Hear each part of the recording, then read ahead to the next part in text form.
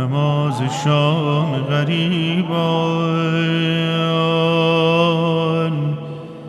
چو گریه آغاز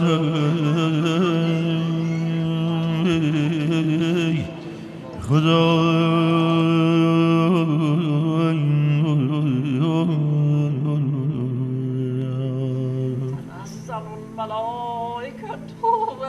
نماز شام غریبان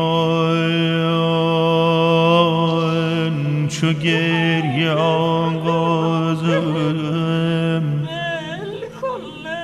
به مویه های غریبانه قصه پردازم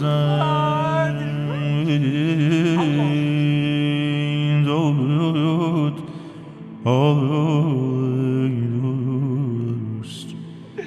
به مویه های غریبانه قصه پردازم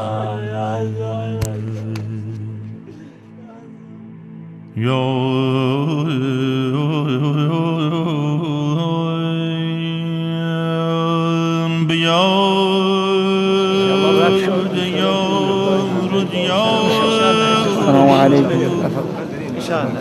همچنان بگریم زار که از جهان ره و رسم سفر براندازم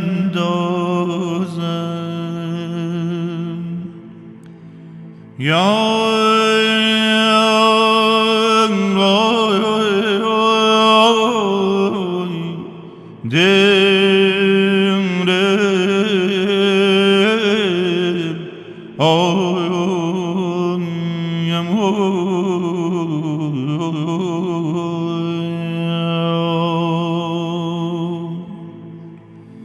به یاد یار و دیار آنچنان بگریم زار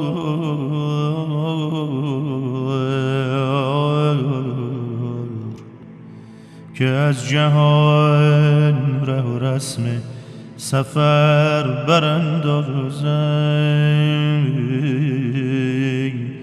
دوست که از جهان ره و رسم سفر براندازم.